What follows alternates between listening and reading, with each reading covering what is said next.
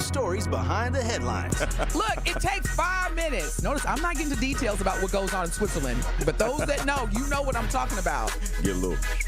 And then Do it again. Do it again. A little. That's it. You know what it is, Truth Nation. It's time to wake up with Milwaukee's favorite morning show. My point is, if you're 40 or if you're still trying to push for something, it doesn't mean that it's over just because it's been delayed. Delayed doesn't mean denied. Now, live from the American Family Insurance Studio at the Avenue in the heart of downtown Milwaukee, this is Truth Be Told with DT and Telly on 101.7 The Truth app, and streaming on YouTube. You gotta love black folks. We gonna make a way out. What you mean, man? All you gotta do is get I got to put a little all in it. Go get the Robitussin so we can get this car fixed. Here are your hosts, the effective communication coach, Denise Thomas, and two-time Emmy Award winner, Telly Hughes. Good morning, good morning, good morning. Happy Tuesday. It is October 29th, 2024. You are listening to the best morning show on planet Earth. Good morning, Telly. Good morning, DT. How are you? I'm doing great. How are you? Oh, I'm good. Is that better? It seemed like Much I was better. a little low at first, but yes. Good morning. We back in full effect. There we go. Yeah, interesting weekend. I know we weren't here yesterday. Shout out to Bailey, Dame, and Mr. Homer Blow for holding the fort down for Telly and I yesterday. I had a great 30th high school reunion and went to the game, the big game against the Commanders. Never in the history of being a diehard Bears fan, football fan, ever witnessed a Hail Mary live. And I'll tell you, when you are not on the right team, it hurts like no pain other than natural childbirth. That's probably about the worst pain I've experienced since witnessing, compared to witnessing that Hail Mary that took place at the Northwest Stadium in Landover, Maryland. Yeah, because I just knew we were going to win the game. I just knew we were going to win the game. Here's the thing, DT. I'm just trying to figure out, how'd you get from Evansville reunion to the game? Like, you just totally skipped over your 30 year. I mean, you went from, I started my 30. I mean, I had my 30th year. It was great. Then the Bears game. Like, yeah, because that trumped everything. No details about that. That trumped. I was just like, trumped that. Oh, it trumped it for sucks. Me. I was grieving, and I was just like, it was interesting because I've never attended a Washington Commanders game in any capacity, whether it was their home field or not. And that walk to the Uber or the rideshare section after the game, that was probably the longest walk. That's probably like the same feelings that I've had whenever I have to walk either out of Lambeau Field or Soldier Field when we get beat by the Green Bay Packers. It was a long walk. That was bad. I've never been live at a game where there was a Hail Mary ever. I've seen them on television. I've read about them, because what happened Sunday was, I think, in terms of yardage, that was the longest Hail Mary throw. I think it's up there with Aaron Rodgers when he threw that Hail Mary a few seasons ago. In Detroit. Yeah. Yep. Hail Marys are so doggone rare, and if you're there to witness one in person, I mean, no matter what side you're on, of course you want to be on the winning side, but that's just something that you don't get a chance to witness that often. And funny enough, I was at that Aaron Rodgers one in Detroit in 2015, and it was crazy. It is crazy, because you got a lot of fans that are leaving already, like, oh man, we good. And then, and I remember it was just a few Green Bay fans in Detroit, and they were just like, oh my gosh, it was crazy. It was crazy. It was. To witness it in person is nuts. if anyone is wondering what a Hail Mary is, it is basically where we are talking about, I'm talking about down to the last second. And in this instance, as we saw, the clock is at 0:00. And in football, you don't have to wait for the clock to be, well, apparently now you do, but you don't necessarily have to wait for the clock to read 0:00 in order for people to say the game is pretty much done. And that's what a lot of folks, both on the Bears and Commanders side, felt. And that last second win, where you just walk off the field as the defeated, and everybody else is just, whew. So I got to give Jaden Daniels, who is the number 2 overall draft pick, next to our number 1 quarterback draft pick, Caleb Williams. He did the Hail Mary. He did the pass. Thanks a lot, Caleb. Anywho, but no, the weekend was great. The reunion was awesome. I saw so many people that I have not seen since we graduated in 1994. It was in Evansville. So what I love about being at home is that you can get anywhere in 10 minutes or less. Like, we had different venues throughout the weekend, and every time we had to go somewhere, we had a big group text, and it was like, I'm leaving the house now. Starts at 7. I'm leaving at 6:55, and I could get there on time. But it was really, really nice. And so, like I said, I had a great time. It was good. Was glad to see a lot of people. And again, I saw one class friend that I had not seen since 6th grade, because once we entered middle school, our friendship just kind of fizzled. And when we got to high school, and I think that's what a lot of times happens when you have really close friends and you don't necessarily have that perception of the peer groups, like the cool kids or the athletes or the cheerleaders or, the grungy students. That doesn't really kick in until, I would say, late middle school, definitely high school. And so me and this person, we separated, went to different peer groups, and I saw him for the first time on Saturday. We pulled up at the same time, and I hear somebody say, Denise, which, okay, I'm like, it's the reunion. I'm like, hey, and I could not recognize who this person was. And by the way, I recognize everyone, Telly. I was saying first and last names. I think I have good long-term memory and terrible short-term memory. And I said, okay, this is good. I'm remembering people. And this one particular man, he was like, hey, Denise. And I was like, hey, I don't know who this is. Who is this person? And he was like, it's Tim. And I'm like, I don't know Tim. I don't know what that means. And then he gave me his last name, and I was like, shut up, because he looked completely different than he did in school.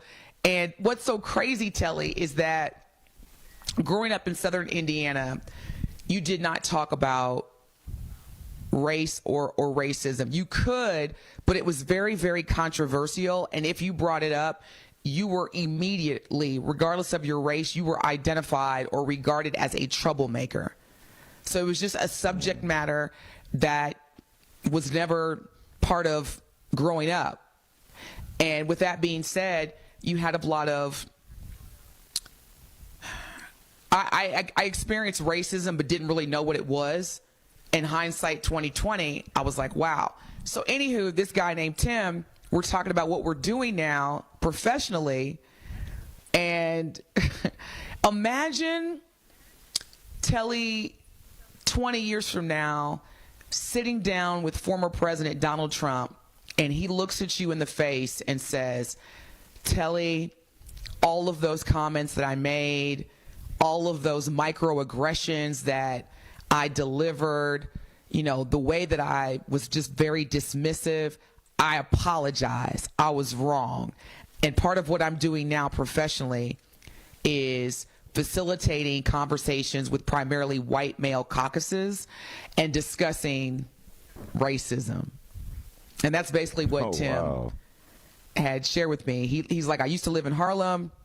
Now he lives in somewhere in the Upper East Side of New York. But anywho, it was just amazing to see how people have either remained the same or completely shifted. I mean, I'm serious, Telly. I had so many, I shouldn't say so many, I had 3, but the impact was huge of certain white people that literally made my experience, I can't speak for other black students, but made my experience traumatic.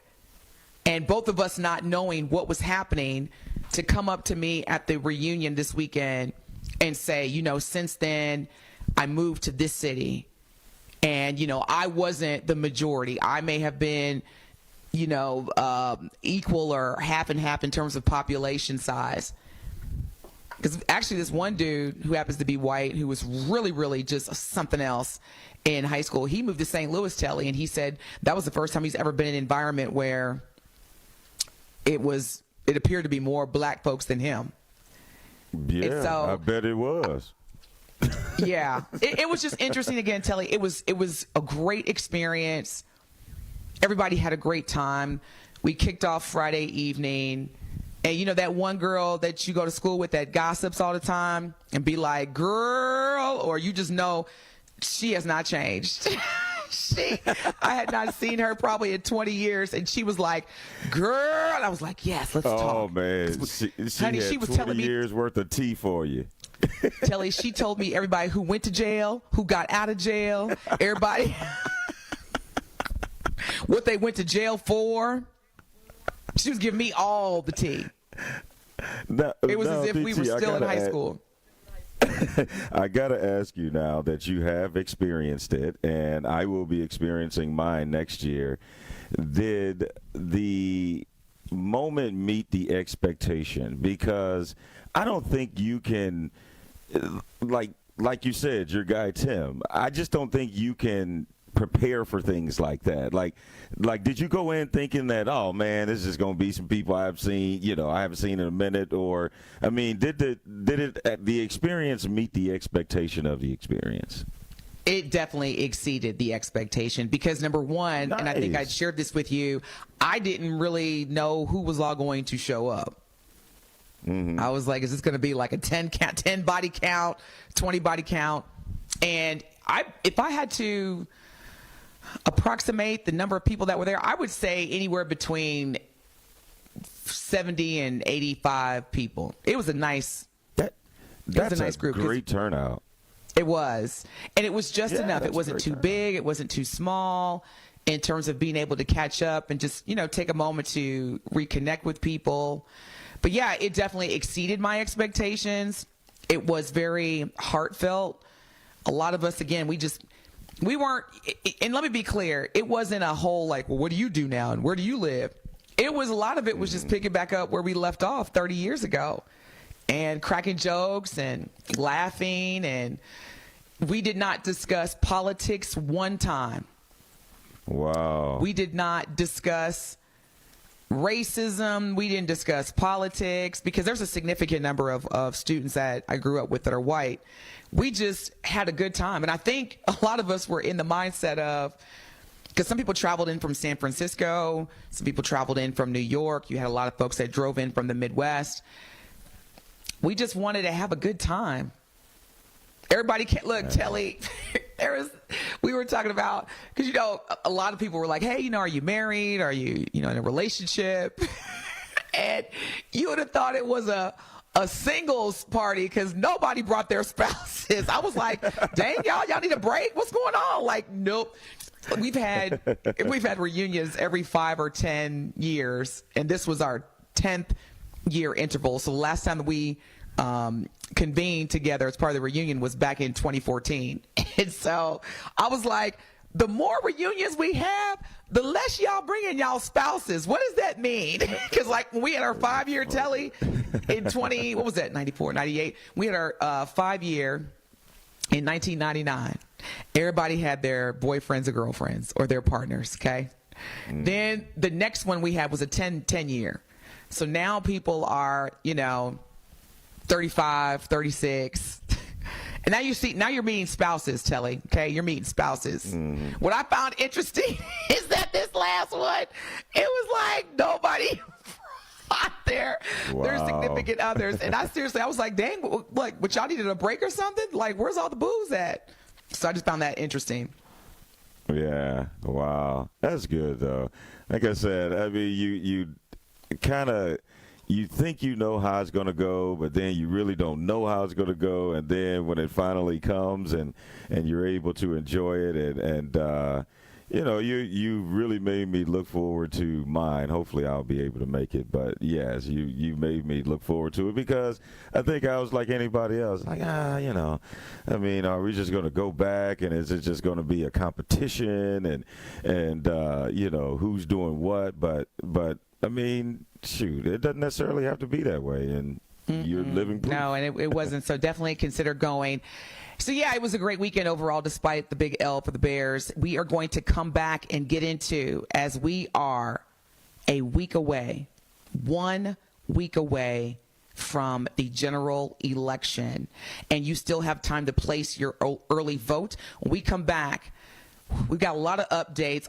Every day there's something happening that is somewhat of a shock factor and somewhat not regarding this election.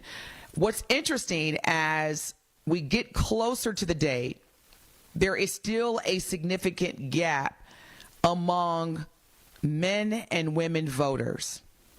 So when we come back, we're going to talk about that. Also, some major endorsements for Madam Vice President Kamala Harris, who is running on the Democratic ticket, as well as former President Donald Trump holds a major campaign rally in New York at Madison Square Garden. We've already talked and heard about the comments that were made. Now let's get into, does this really change anything? Will this change anything? You're listening to the best morning show on planet Earth, Truth Be Told with DT and Telly on the award-winning 1017 The Truth. Don't touch that dial. Truth Be Told with DT and Telly will be right back on 1017 The Truth app, and 1017thetruth.com. Coming with straight truth. There are some issues when school boards use tactics that the law gives them by going into executive session to let people off the hook, like Keith Posley, who did not do his job. His number 2 didn't do their job. And number 3 and number 4 and all the area superintendents and the principals didn't do their job. But here we are, once again, MPS wants a count so they can get money. Listen to Truth in the Afternoon with Dr. Ken Harris every weekday from 4 p.m. to 6 p.m. 1017 The Truth and the Truth app. This is your Planned Parenthood Advocates of Wisconsin Minute. Reproductive justice, it's a framework, it's a movement, it's a vision for reproductive freedom. It's a right to have a child. It's a right to not have children. And this next part is really as important as the other parts. It's the right to birth and parent our children with dignity, and the right to live and parent our children in safe and healthy environments. So reproductive justice understands the ability of any person to control their destiny is directly related to the conditions of their communities. It looks at the intersections of discrimination in social, political, and economic systems, and it sheds lights on the barriers that these systems produce. And then we, reproductive justice advocates, fight against the barriers that prevent Black people and other people of color from exercising their rights. That's reproductive justice. This has been your Planned Parenthood Advocates of Wisconsin Minute. The WIAA football playoffs is here. We have a huge battle this Friday night as the number 1 seeded Marquette Hilltoppers take on the number 4 seeded De Pere Redbirds. The football action kicks off at 7 p.m. on 1017 The Truth. Marquette University High School football is presented by Gruber Law Offices and sponsored by Capital Insurance Agency, Magic Productions, Annex Wealth Management, C.G. Schmidt, Left's Lucky Town, Boyle Frederickson Intellectual Property Law, and Marquette University High School. Kamala Harris is pushing taxpayer-funded sex changes for prisoners. She admitted it. Surgery. For prisoners. For prisoners. Every transgender inmate in the prison system would have access. Just listen to what Charlemagne the God had to say. Kamala supports taxpayer-funded sex changes for prisoners. Hell no, I don't want my taxpayer dollars going to that. Kamala even supports letting biological men compete against our girls in their sports. Kamala's pushing her far-left agenda and ignoring our community. While we're struggling to pay our bills, Kamala's giving free health care and free housing to illegals. They're getting our jobs, and they're bringing crime and drugs to our neighborhoods. And what do we get? Nothing but empty promises that lead to empty wallets. Kamala's giving welfare to illegals and paying for sex changes for inmates. Kamala is for they, them. President Trump is for us. I'm Donald Trump, candidate for president, and I approve this message. Paid for by Donald J. Trump for President 2024, Inc. Associated Bank knows your small business isn't just a venture. It's your dream and a vital part of the community. And we're not just a bank. We're your neighbors. We're looking out for you. That's why Associated Bank offers quick online applications and approvals with funding in as fast as one business day, checking with no minimum balances or maintenance fees, and prompt customer service. Explore our products at associatedbank.com/business or visit a branch for more details. Subject to credit approval. Member FDIC, Equal Housing Lender. This is Truth Be Told with DT and Telly on 1017 The Truth app, and 1017thetruth.com. Would you do for me? If you do for me, I will do for you.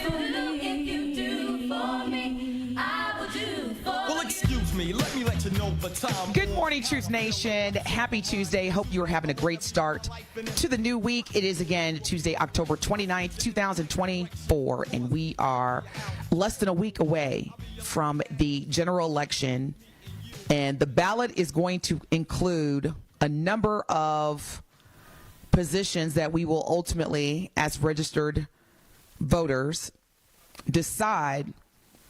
And the biggest, as we know, is going to be the 47th president of the United States. Now, the most recent ABC News and IPSOS poll shows that there is still, even with less than 7 days to go until Election Day, there is still a significant difference, or what they're referring to as choice by gender, between female and male voters. Now, as of right now, Telly, 45% of men are among likely voters for Kamala Harris. 56% of women are likely to vote for Kamala Harris. For former President Donald Trump, 51% of men are among the likely to vote for Donald Trump, with 42% for women. So this is a very significant update, because now we are in crunch time. And Madam Vice President Kamala Harris, as we have witnessed, if you are watching Madam Vice President's campaigning over the past 2 or 3 weeks closely, you know that she and her campaign team have been very, very fixated on male voters, in particular black male voters. And I know just a few days ago, when she was campaigning in Georgia, she joined Shannon Sharp on Club Shay Shay. Did you get a chance to watch the podcast, Club Shay Shay podcast with Madam BP? I did not. Was it good? You know, here's the thing, because the last time that you and I had somewhat of an in-depth conversation or assessment regarding Madam Vice President, you know, the last time we talked about her, I was not necessarily concerned, but she looked visibly tired, and she sounded tired. Whatever she has done between now and then, she showed up. She showed up very well, and she took us through a journey. And she did it in a way that was very relatable. And again, she emphasized her experience as a black Asian woman growing up in a middle-class family, all the way to her specific agenda for black men. And so if you did not watch the podcast yet, of course, you can watch it. It's everywhere. And I actually stayed up till about 1:30 this morning, Telly, watching it. Because I didn't get home until late this morning from D.C. And so I turned it on and I said, okay, well, I'm not tired yet. So I watched it, and it was what if I were undecided, it was, because I didn't know her, that would have been very influential to watch if I felt that I don't know her. So you had your Pat moment.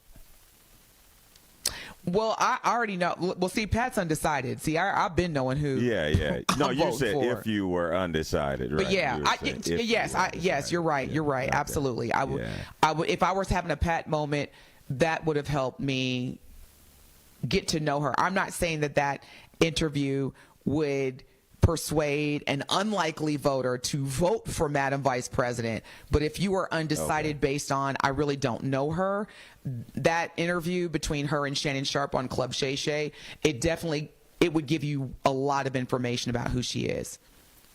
Gotcha. And what was interesting? Yeah, well, I was going to say that's good because I mean I'll be real with you. I don't think Shay Shay is a great interviewer. I just think that he has great guests, and if they want to spill the beans, they do. But I don't think his questions invoke those type of answers. But really? I mean, it's good that it was. Yeah. I mean, that's just my personal opinion, but it's good that he had a very informative interview with Madam Vice President, like you said, because, again, I think that the most important thing is the information and her message, not, as the person interviewing her, you become part of the story. So it's good to know that you got something out of it, and I'm sure you're not the only person that got something out of it. Yeah, and it's interesting that you bring that up, Telly, because even Shannon Sharpe, he talked about, when the podcast first started, I believe he said 4 years ago, if I'm not mistaken, during the interview. And he said he and his team visioned interviewing, to your point, celebrities and having those in-depth conversations. He said not at one point did they ever think about he would be sitting across from someone who's going to run for the most powerful position in the free world, President of the United States. He acknowledged that.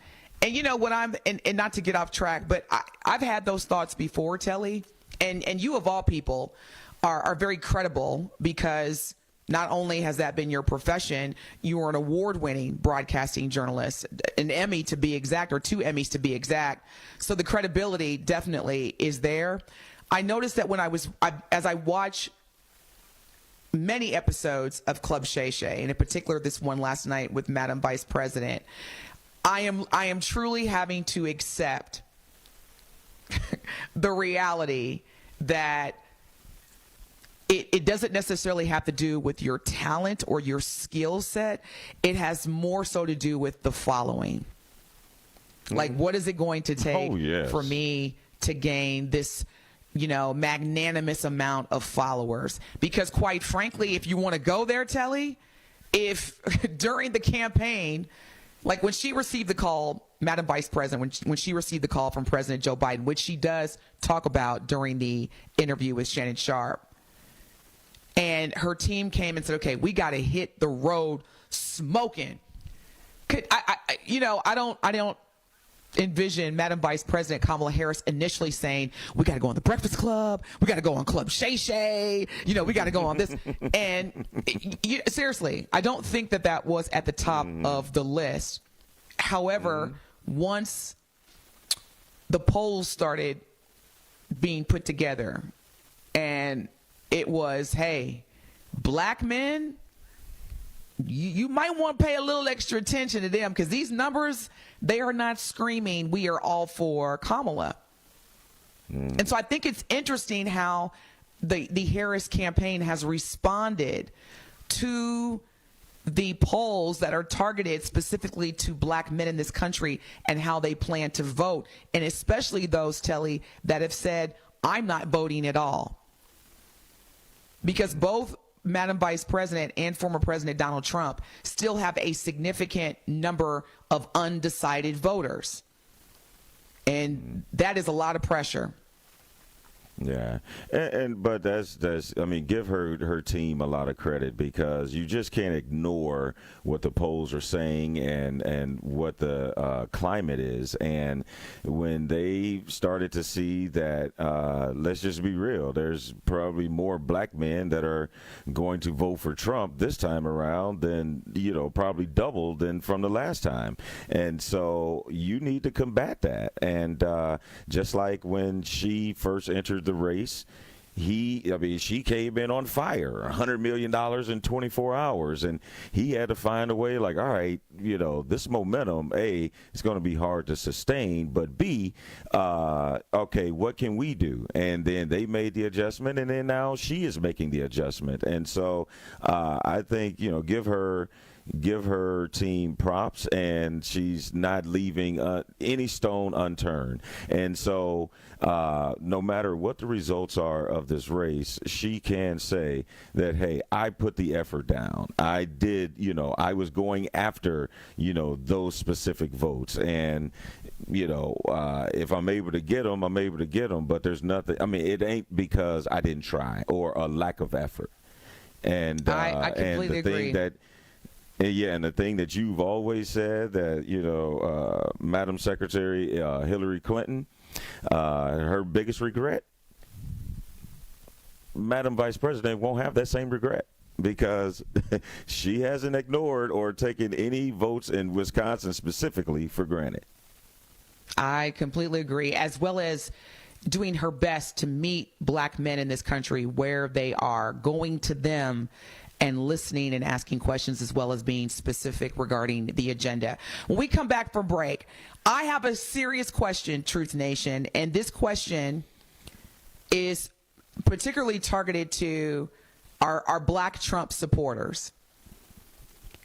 I really want to understand, because as we witnessed the jokes, the racist jokes that were delivered during former President Trump's New York City rally this past Sunday, it has been receiving significant backlash.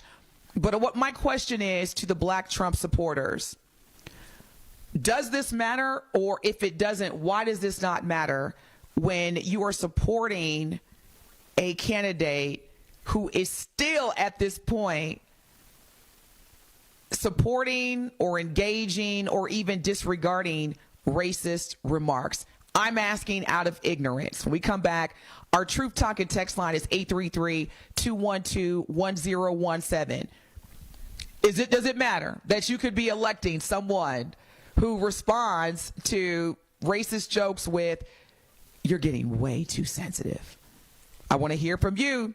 Telly, I want to get your reaction as well. Stay locked in. You're listening to the best morning show on planet Earth. We'll be back.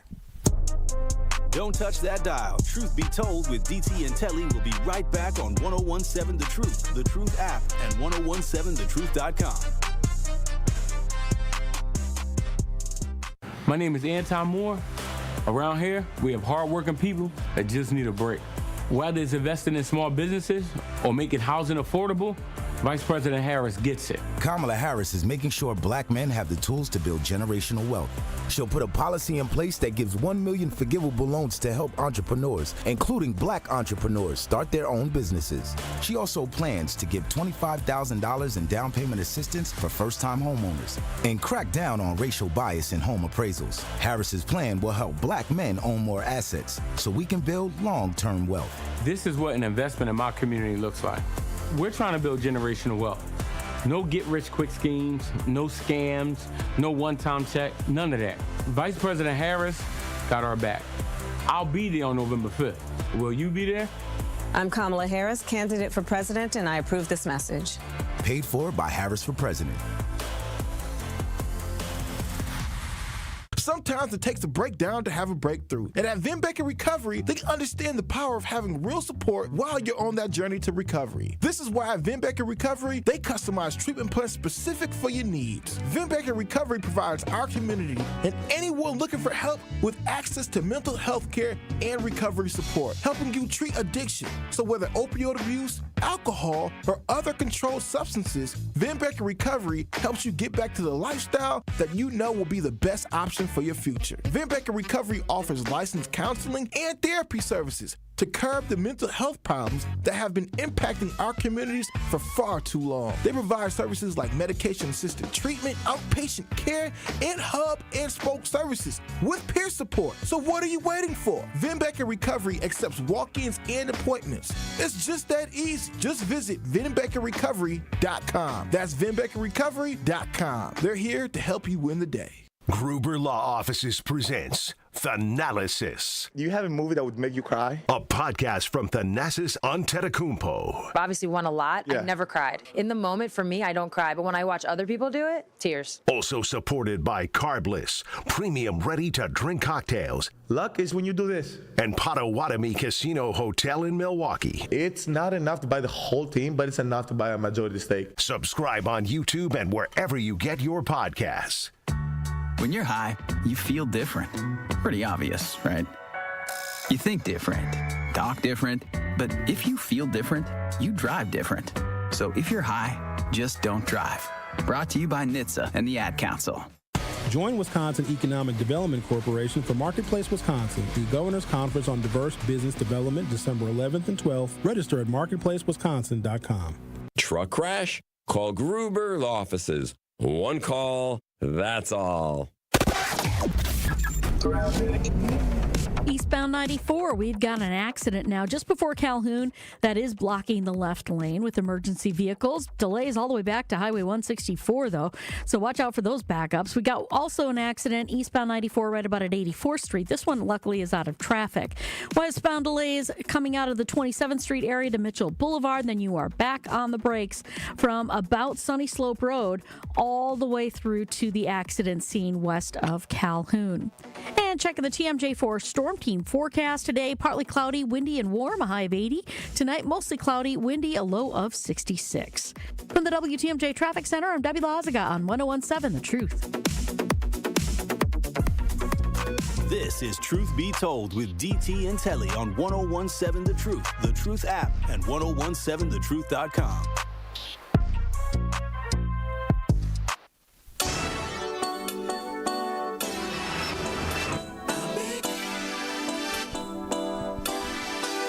Milwaukee, the time is almost here. We have been entering Truth fans into the Gruber Law Office's 5K giveaway for the last 3 months. And this Thursday, October 31st, we finally pick our next call. One call, that's all, $5,000 giveaway winner. Be sure to tune into Truth Be Told with DT and Telly on Halloween so you do not miss your call, because if you do, we will go down to the next caller until we find our $5,000 winner. Again, that is the Big Gruber 5K giveaway this Thursday on Truth Be Told with DT and Telly on the award-winning 101.7 The Truth.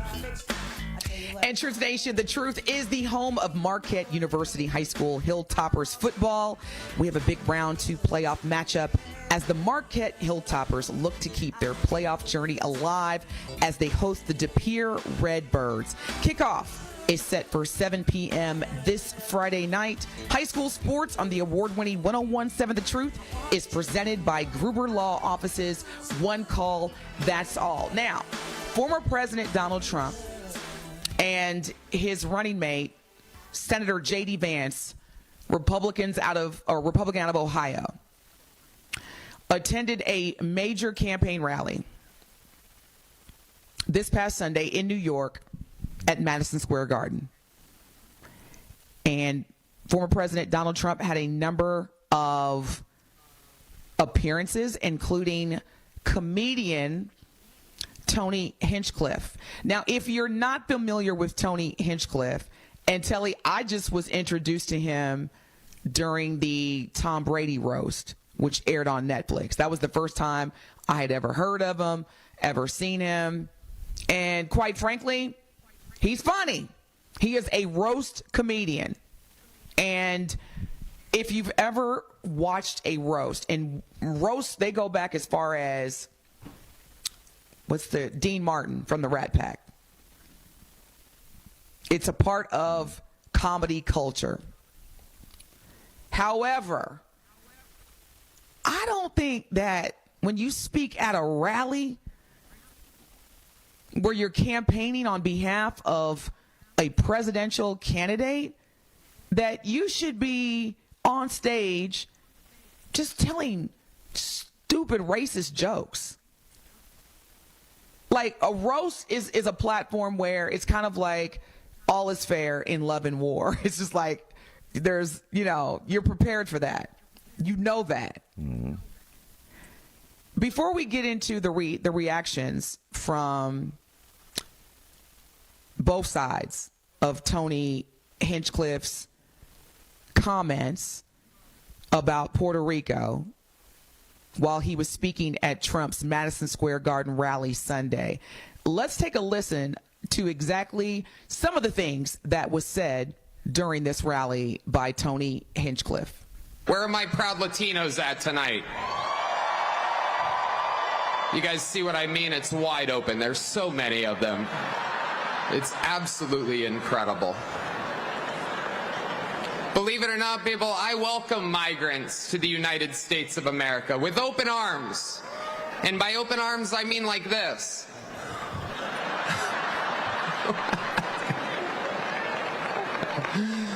It's wild. And these Latinos, they love making babies, too. Just know that.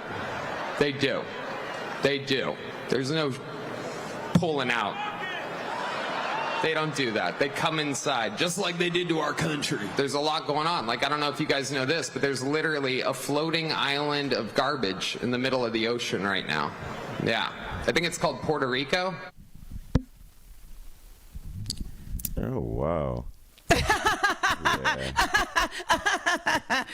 Really? I'm still waiting on the funny part. Again, he's a roast comic. Why was he invited to roast Puerto Ricans who happen to be Americans, who happen to be voters, and you're trying to tap into a demographic, and that's what you say? On our Truth Talking text line, which is 833-212-1017, my question is this. Dear fellow black, well, I'm not going to say fellow. Dear black Trump supporters, the jokes, the racist comments, the narratives that we've been hearing,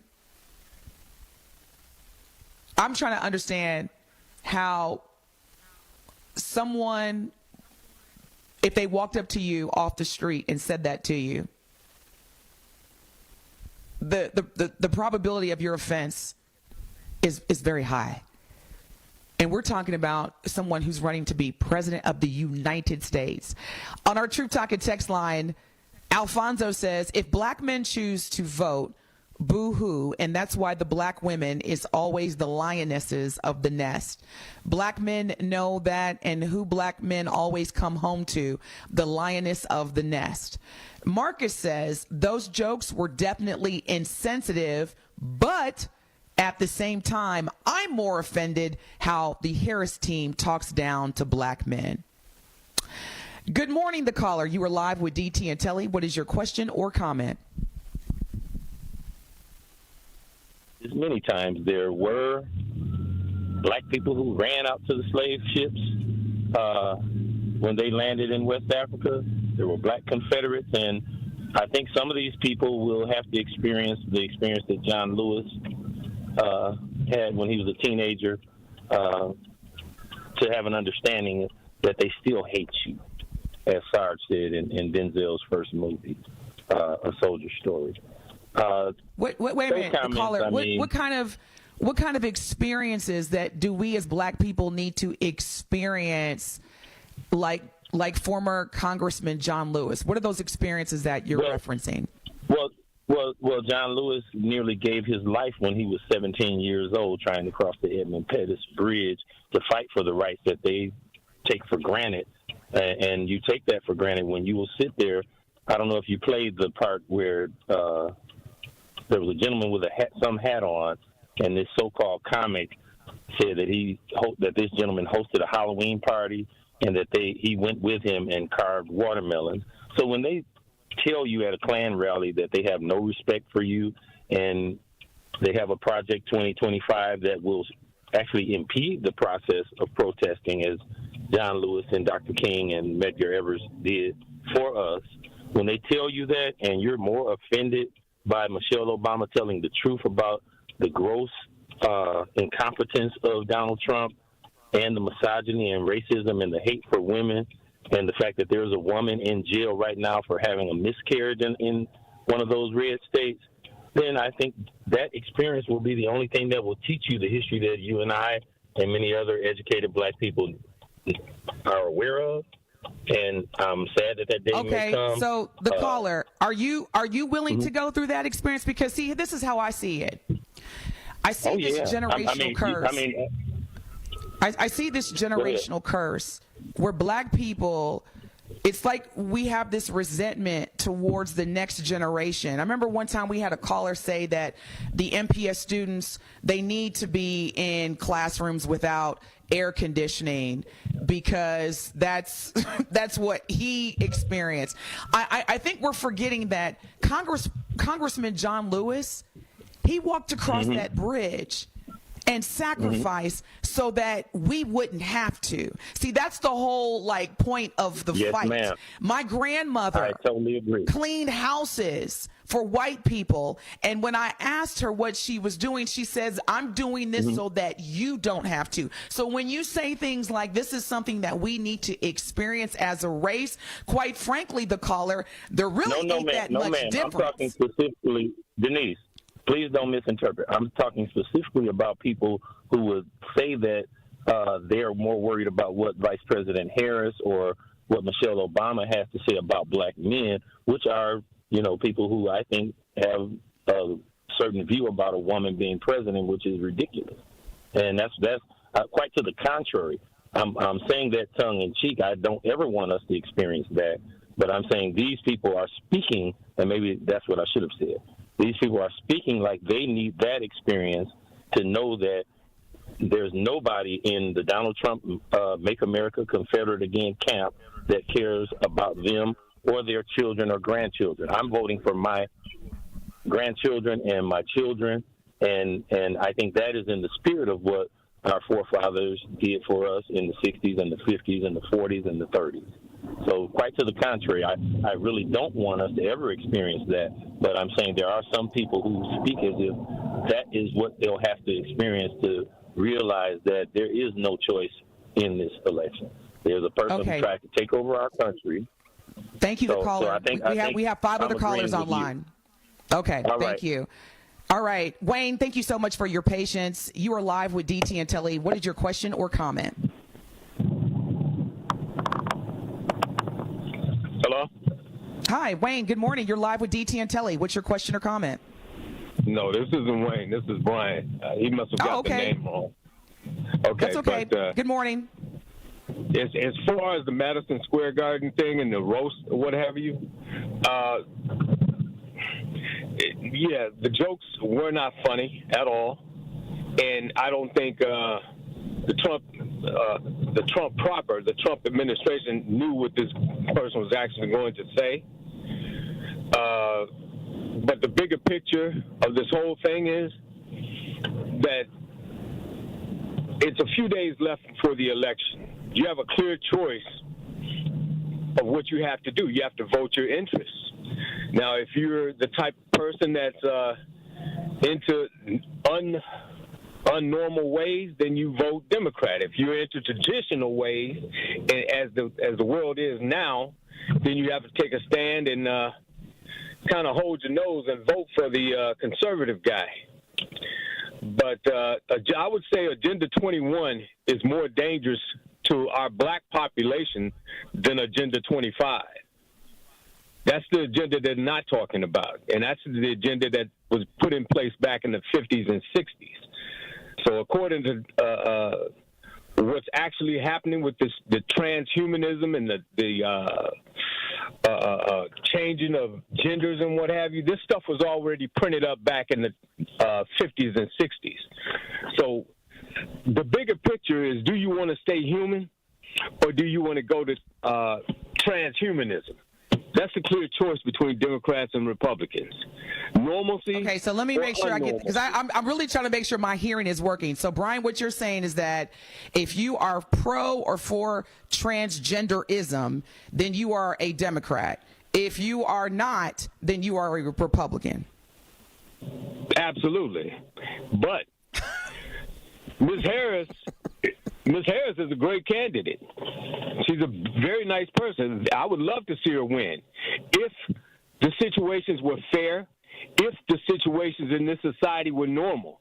However, we're not in normal, or we're not normal times. Our sun isn't even normal anymore. So, there's a lot of things that, all things being fair and equal, yeah, I would love her to be the president. But these are not normal times, and they're not going to get any more normal. The Democratic agenda is bigger than her. Thank you, Brian, for your call. We appreciate it. So we got to take a break. I know we have a number of callers that are holding. We're going to come right to you when we come back. So please hang on as long as you can. We'll take your calls, and we appreciate your patience. Our Truth Talking text line is 833-212-1017.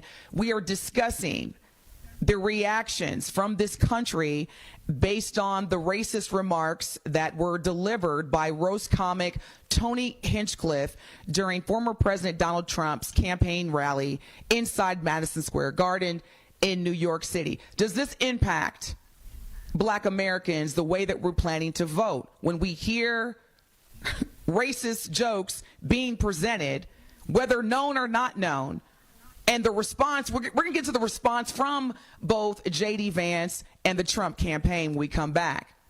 Because Brian says that they didn't necessarily know, but you do have a responsibility to respond. And we're going to get into that when we come back. Stay locked in. This is the award-winning 1017 The Truth. Don't touch that dial. Truth Be Told with DT and Telly will be right back on 1017 The Truth, the Truth app, and 1017thetruth.com. Kamala Harris is pushing taxpayer-funded sex changes for prisoners. She admitted it. Surgery. For prisoners. For prisoners. Every transgender inmate in the prison system would have access. Just listen to what Charlemagne the God had to say. Kamala supports taxpayer-funded sex changes for prisoners. Hell no, I don't want my taxpayer dollars going to that. Kamala even supports letting biological men compete against our girls in their sports.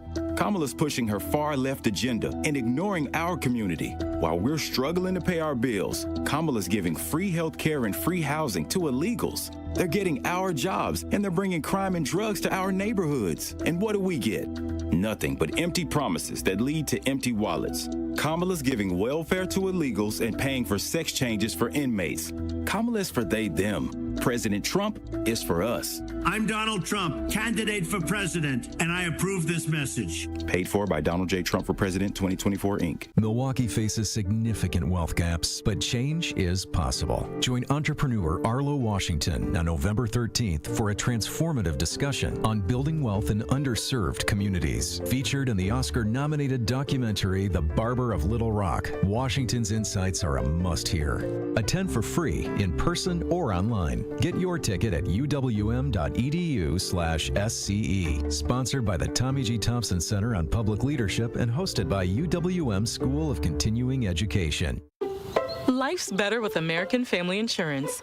Because whether it's a family road trip in your dream car or hosting a family reunion in your dream home, we help you feel protected so you can enjoy those dreams with peace of mind.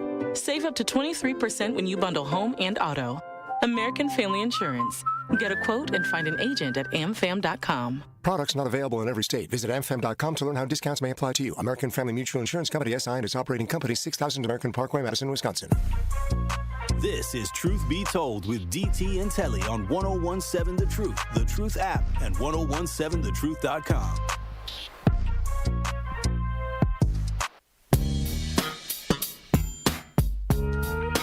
Good morning, Truth Nation. We are discussing reactions from the roast comic Tony Hinchcliffe's remarks during the Trump-Vance rally in New York on Sunday at Madison Square Garden. Rob from the South Side, we got 1 minute before we go to our second hour. We want to hear from you. Thank you so much for your patience. What is your question or comment? I know people are going to try to excuse the comedian saying it was just his jokes, it wasn't Trump, but it is who you associate with, okay? And it's a shame that when black folks have always been the butt of every joke, and people really haven't been trying to stick up for us like we stick up for ourselves. But when you see one race get attacked, you're next. That's why you hear a lot of Puerto Ricans like the Jennifer Lopez and the Mark Anthony's are coming out and getting upset about saying that the Puerto Rican isle is a trash island. And I really would like to hear from a Fat Joe, because he bragged about how he bought those ugly sneakers from Trump, how he's a sneakerhead and all that stuff. He's from New York and all that. I got a buddy from Tony works for Gordon. He's from New York, but he's a pro-Trump guy. So I don't know if anything is off limits, because the Trump campaign is disrespected in every race except Caucasians. So if people still going to vote for this guy, you have no principles, no morals, and you ain't got no respect for yourself. That's why I see it. There it is. Thank you, Rob from Southside. So Telly, when we come back, it's obvious because our Truth Talk and text line is blowing up. The YouTube message board is on fire. We're going to revisit some of these remarks that are coming in. We want to continue to hear from you. Our Truth Talk and text line is 833-212-1017. We are covering 2024 vote. It is your time to vote in the state of Wisconsin. You can still early vote through November the 3rd. So we come back. We've got that and other hot topics. We've also got a non-traditional mayor who is publicly endorsing Madam Vice President. We're going to get into that. And yes, this mayor is in the state of Wisconsin. Non-traditional.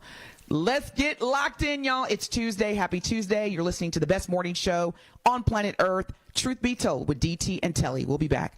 Truth Nation, let us take a second to brag for a moment. There is no other station in the country where you get a front row seat to hear from some of the biggest names in politics, pop culture, and sports. People like President Joe Biden. Black child poverty was cut in half in 2021. We built black wealth, 15 million jobs nationwide, more than 2.5 million for black Americans. Black wealth is up 60% since the pandemic. Former President Donald Trump's son, Eric Trump. Guys, we almost had a former president and very likely future president assassinated on live TV. Like, you know what that would have done for this country? You know what that would have made our country look like? We would look like a banana republic. And Brewers All-Star and former National League MVP Christian Yelich. Listen, you already know. Yeah, we got we were just in LA, so we heard our fair share of Kendrick out there in LA. Dodger Stadium has one of the best sound systems in baseball too. Tap into the award-winning and nationally recognized 1017 The Truth by downloading the Truth app, listening live on 1017thetruth.com, and streaming us live at 1017 The Truth on YouTube.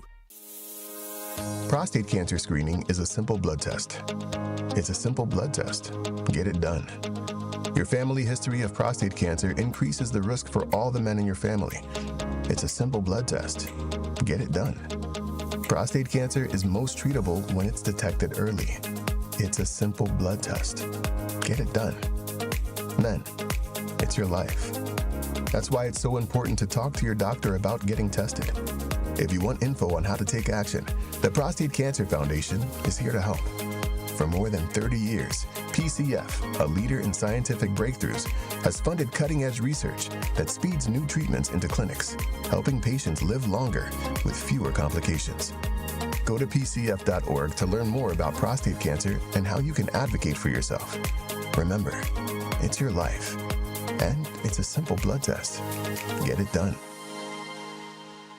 The Empowerment Small Business Loan Program, we're talking about up to $5 million, which for small business owners, we need that. That's like payroll, that's resources. So can you just let us know what is the program and why is this lending program so important to Old National Bank? Years ago, our CEO, Jim Ryan, this program is his brainchild. He was working with Roland Shelton, who you know, Denise, out of Evansville, and they identified that African-American business owners, Hispanic business owners, Native American business owners, as well as women business owners had a difficult time in obtaining financing from the traditional credit partners. And so we went out, created a program, launched it last year, 2023. And so far last year, we have helped over 100 successful minority and women-owned businesses with about $25 million in loans. We've already started this year with almost $8 million in approvals, again, geared toward minority business owners and women business owners that normally had difficulties in obtaining traditional credit finance.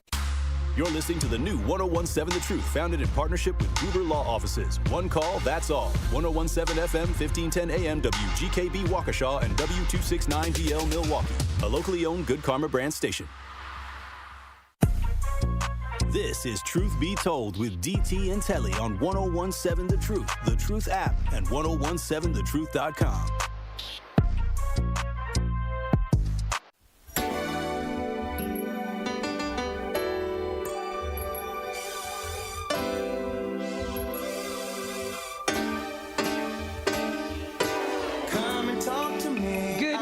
Truth Nation, it is 8:01 a.m. Central Standard Time, and we're broadcasting to you live. You can stream and watch Telly and I right now by simply going to youtube.com and search for 101.7 The Truth and click on that live button.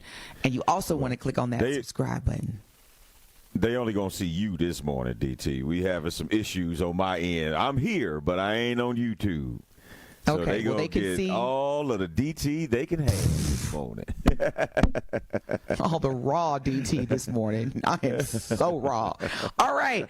Thank you, Miss Rose. We have been talking about the racist comments that were delivered by roast comic Tony Hinchcliffe during the most recent big major Trump campaign rally, which took place on Sunday at Madison Square Garden. Miss Rose, you've been so patient. Thank you. You were live with DT and Telly. What is your question or comment? My comment is comedy should never be based on the differences of a person's biological nature that are not of a personal based nature. In other words, comedians, if they talk on a personal of the biological of their ethnicity, that's one thing. But when you generalize a stereotype and you make fun of it, that's exactly what is happening. You are making fun of a person who was born the way they were born, or their habits become part of their being. And that's why I used to cringe when I used to hear Rodney Dangerfield, especially during the roast, because I love the roast. But I always cringe when these people go beyond the basic of roasting a person. They get too ethnicity. And in such a way, it shows their negativity toward that group. You never hear them talking about their own personal group. And then it's acceptable if it's them, because then they're talking about themselves. If you notice, they always talk about some other person. That's what I have a problem with. And we should not accept it. It should never be an acceptable thing on comedy. You guys rule. Right now, has always done this as a basis to make people laugh. Take the things that are different from other cultures so that they can laugh at it. It's not funny, and it's not really being positive about that group. If this isn't on a positive nature, I have no problem. But everything is based on a negativity and its perpetuation of negativity. When people who never met these different groups, they bring that into their jobs, in the way they handle people, and how they become afraid of people. That's what this problem is, bigger than people realize. Thank you, dear, for letting me share that. Yes, ma'am. Thank you, Miss Rose. Thank you for always sharing your very underscored and passionate opinions. I share that passion with you as well. Telly, what do you think? I agree with Miss Rose. Here's the thing. I love comedy. And you and I have had conversations about what appears to be, for individuals like you and I, the generation that we come from. For a number of us, when we see how comedians are perceived or judged, a lot of us are saying, man, we've become a very hypersensitive society where comedians can no longer be as funny as they were, because you have a lot of people who are looking to cancel you, or, that gotcha moment. As to what Miss Rose shared, is this the platform? Because what is happening now is that you have major, powerful government officials like Speaker Mike Johnson, who was a Republican out of Louisiana. He was at a Pennsylvania Get Out and Vote event on Monday evening, where he criticized Tony Hinchcliffe's Puerto Rico joke, but then downplayed the impact on the election. And so that's what I'm asking you, Truth Nation. Is this something that's going to impact the election from a standpoint of where people are offended by the fact that the Trump campaign allowed or permitted, because J.D. Vance, who's the Veep candidate on the Republican ticket, basically responded that and I quote, when Tony Hinchcliffe referred to Puerto Rico as a floating island of garbage, Senator J.D. Vance, who's running for vice president with Donald Trump, says, and I quote, "We have to stop getting so offended at every little thing in the United States of America. I'm so over it," end quote. So, Telly, is that... to me, just to respond to that, I do think that, I mean, we try and pick and choose when something is affecting us to our benefit, meaning, so if you know their jokes and you know this person is a comedian, why are you putting so much value into what they're saying? If you know that that's their job, to tell jokes. So it's okay when it's a serious subject, then their words carry more weight because it's a serious subject? Or do we still forget the fact that they're jokes? Now, again, whenever you have someone speaking at your rally, your name is on it. We talk a lot about that. If you are running something and something goes wrong, they're not going to go to the people that's working. They're going to go to, guess what? You. Because you are the CEO. You are the president. You are the manager in that situation. And so if you are Trump, yes, what that comedian said at your rally speaks for you as well. And if it doesn't speak for you, you come out after that and say, hey, you know what? That was a little on the rough side and raunchy side, and I don't necessarily agree with that. I love Puerto Rico. You know what he does. He could just say that and move on. But again, you do bear some responsibility. I just can't go to a Trump rally and just start saying whatever and then think that nothing is going to happen.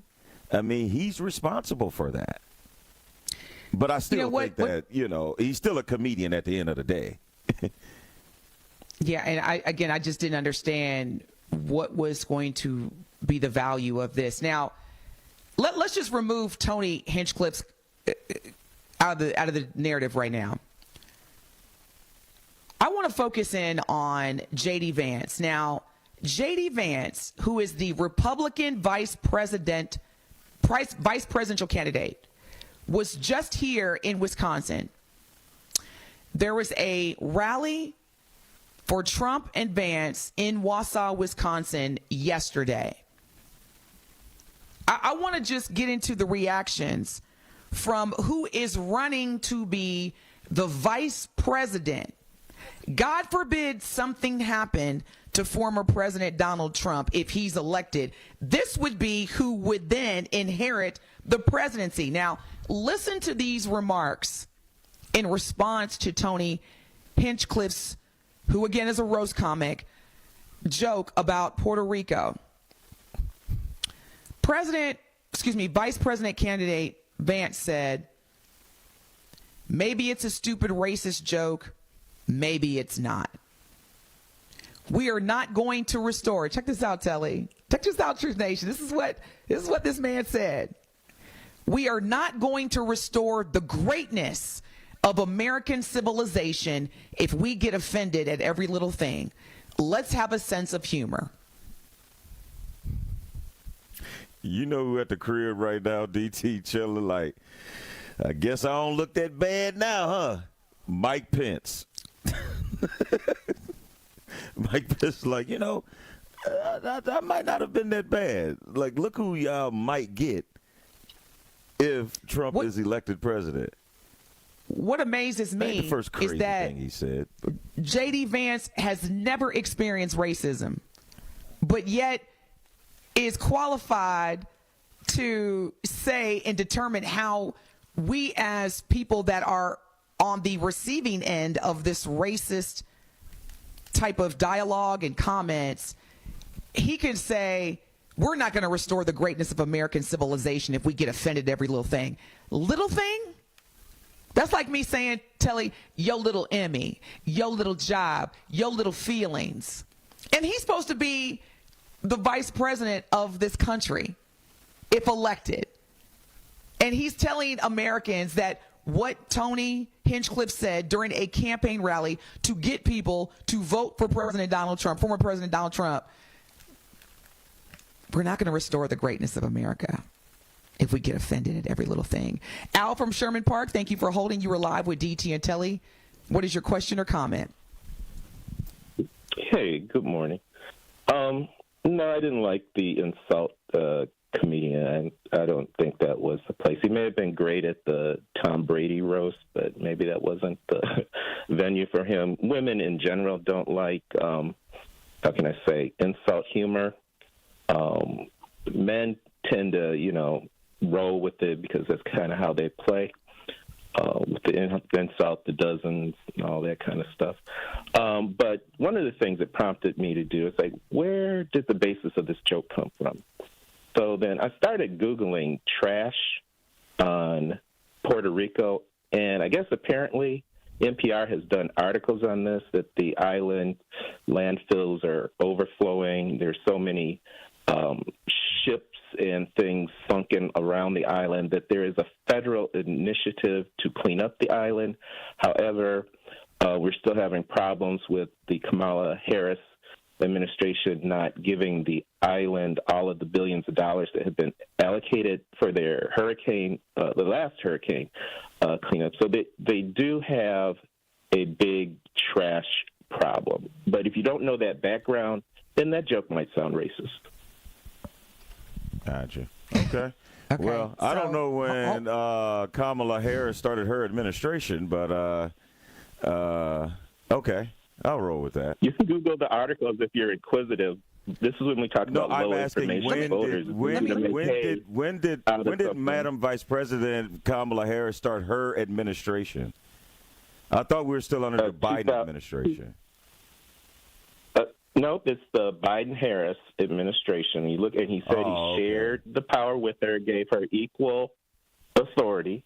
Go back and look at his clips. You never hear people say Trump-Pence, the Trump-Pence administration.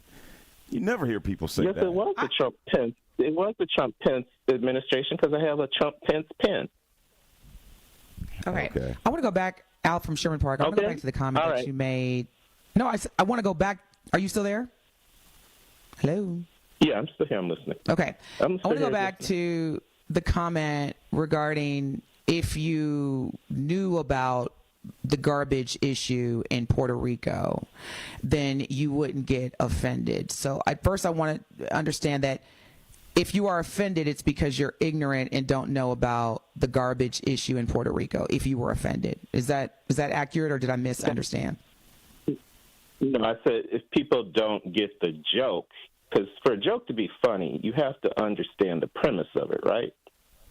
But if you don't, comedians tend to be very intelligent, observant people, right? They probably read a lot of articles.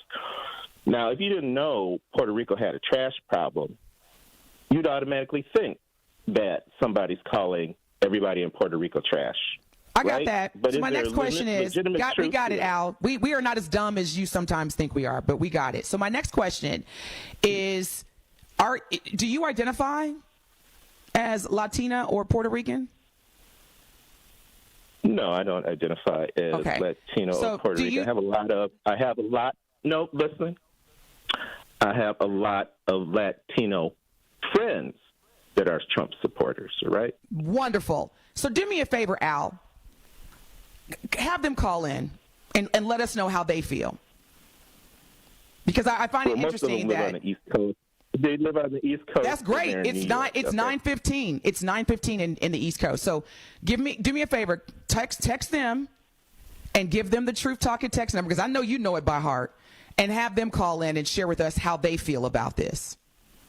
Because it would be actually beneficial to hear from an actual person who is Puerto Rican, or who identifies as Puerto Rican or Latina or Latin, versus us as black folks speaking on behalf of this demographic. So Al from Sherman Park. It's 9:15. We're there. One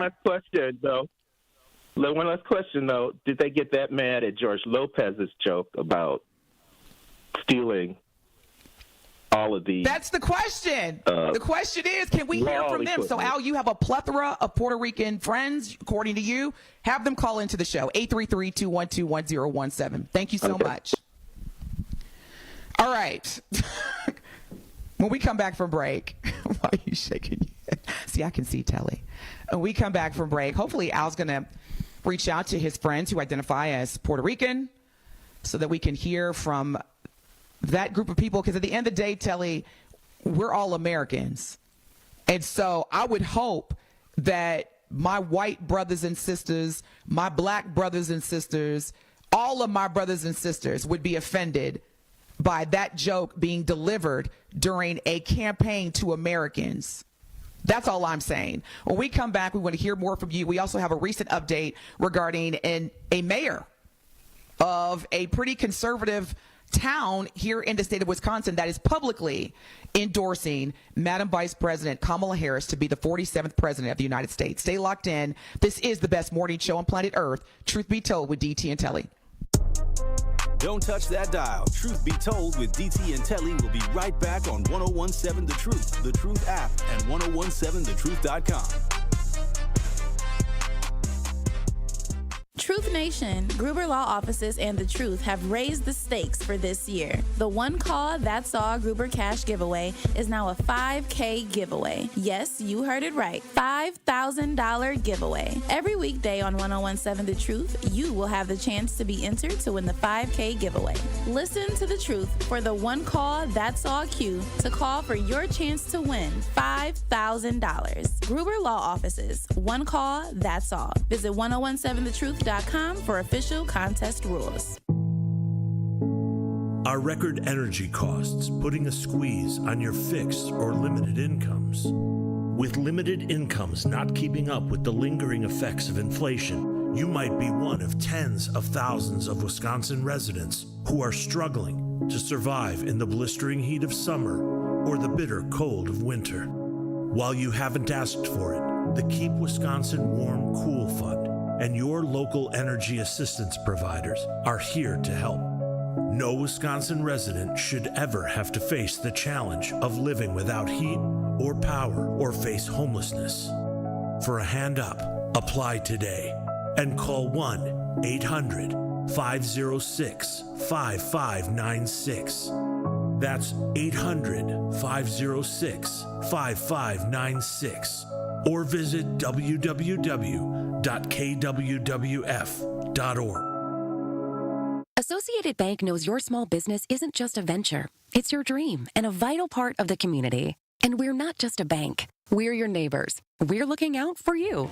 That's why Associated Bank offers quick online applications and approvals with funding in as fast as one business day, checking with no minimum balances or maintenance fees, and prompt customer service. Explore our products at associatedbank.com/business or visit a branch for more details. Subject to credit approval. Member FDIC, Equal Housing Lender.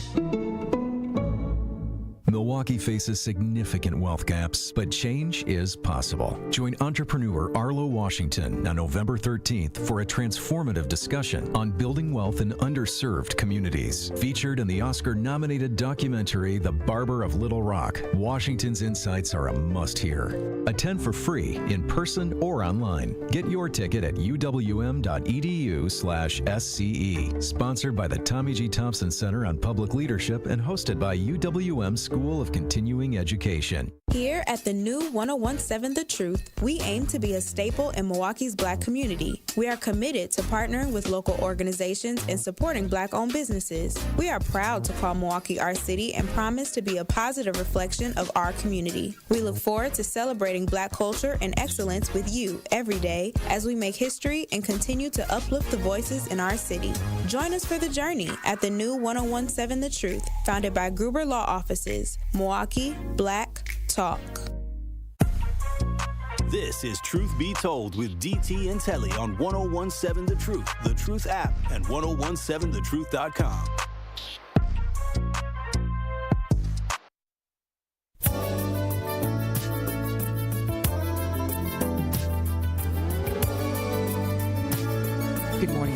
Nation. You are listening to The Quiet Storm, brought to you by Telly and DT. We want to send this out to all our listeners that are still in the bed. I am so envious of you. No, I'm just playing. This is the best morning show on planet Earth. All right, get up! He's like, I'm envious, but it's time to get up. You know, there's so much resentment between, like, people and... No, I'm serious. Like, you got black men who resent black women. You got older generations that resent the younger generations. You got, you know, straight people who resent LGBTQI. I mean, it's just so much resentment.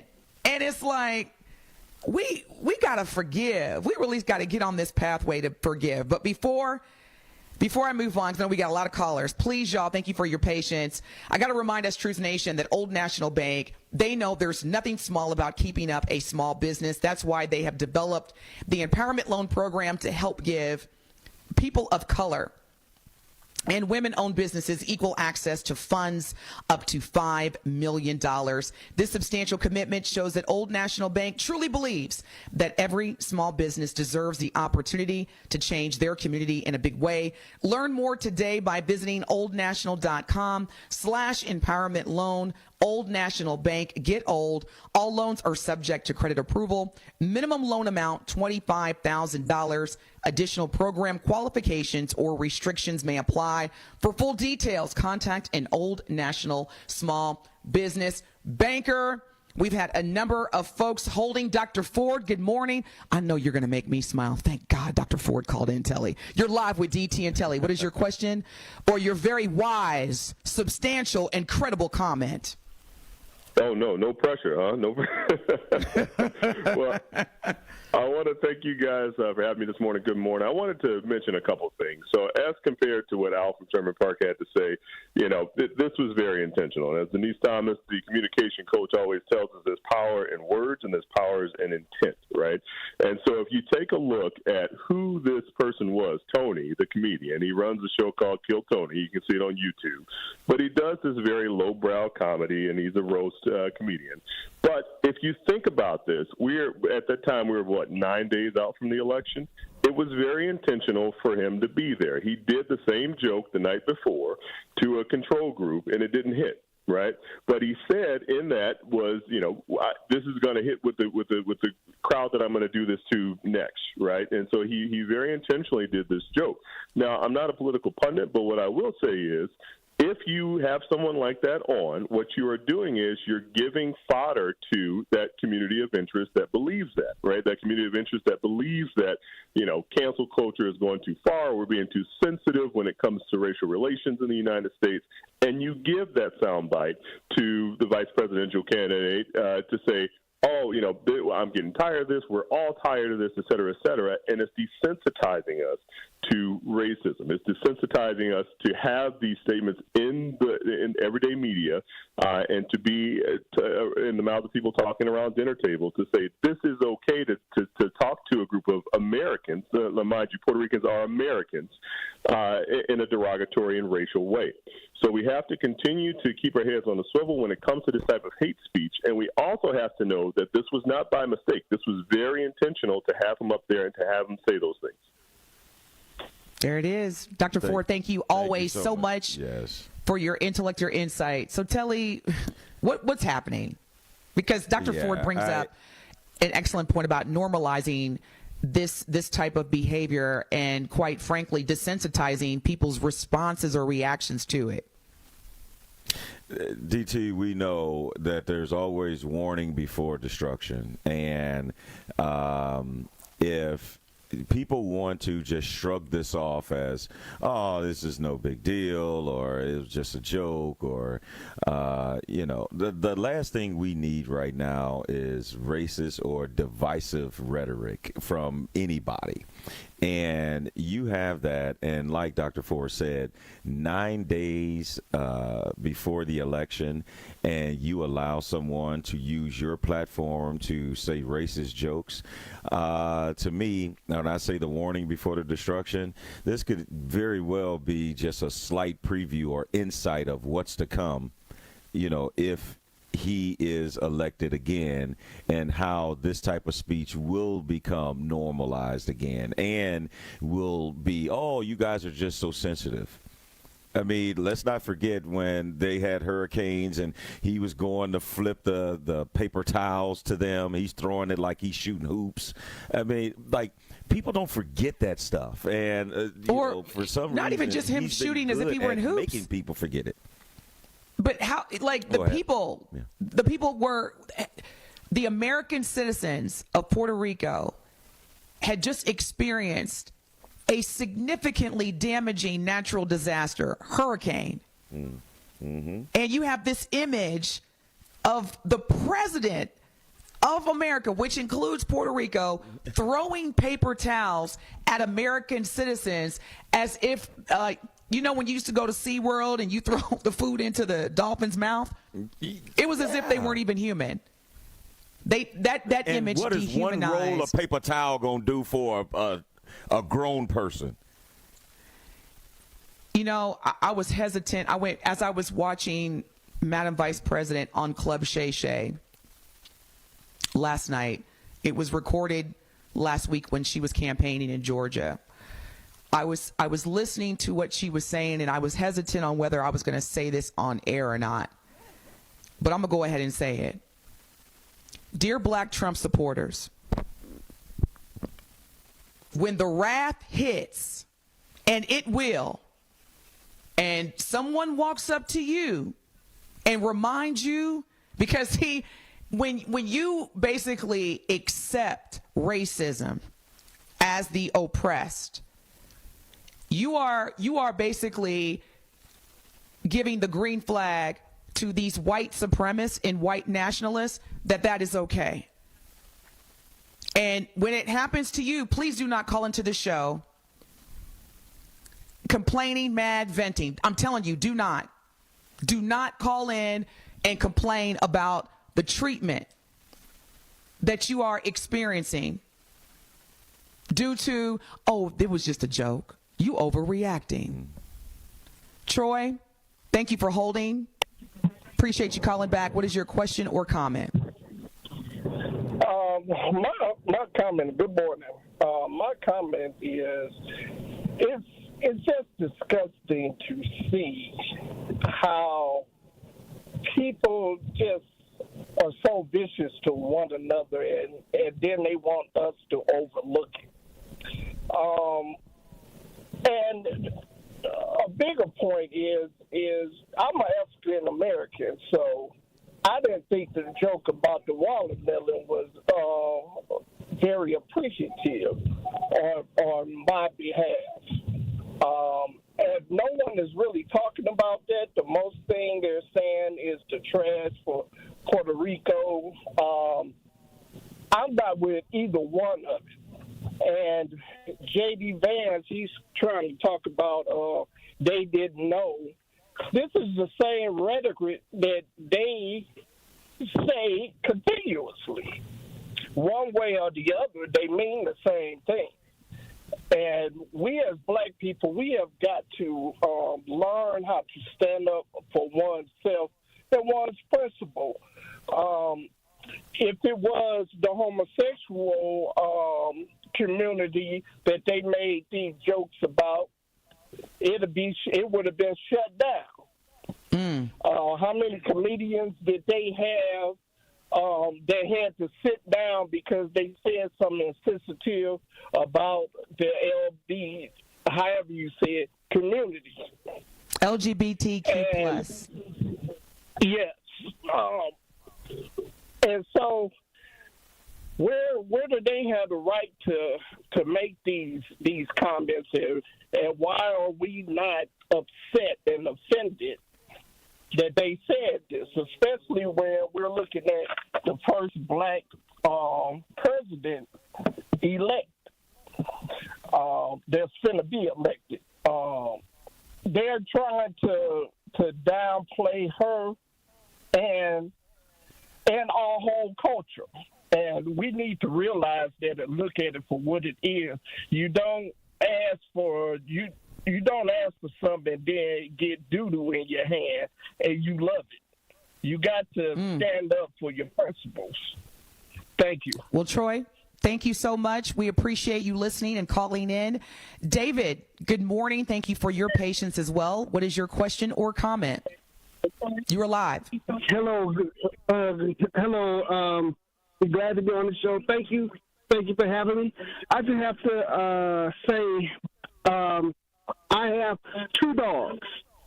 And for my 2 dogs, I have 2 friendly dogs.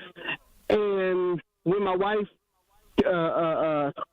back when I first met my wife, she would feed them, but she didn't want to get them close to, didn't want to get close to the dog's mouth to feed them, So it was like scared, like she didn't want to be around it. That's how Trump did with the Puerto Ricans when he was throwing those things. That was the racist thing that he was doing. He didn't want them to get close to him to get the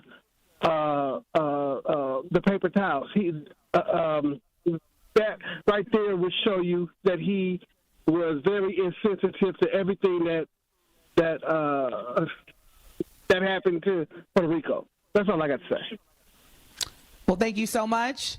On our True Talking text line, Gene says, Puerto Rican here.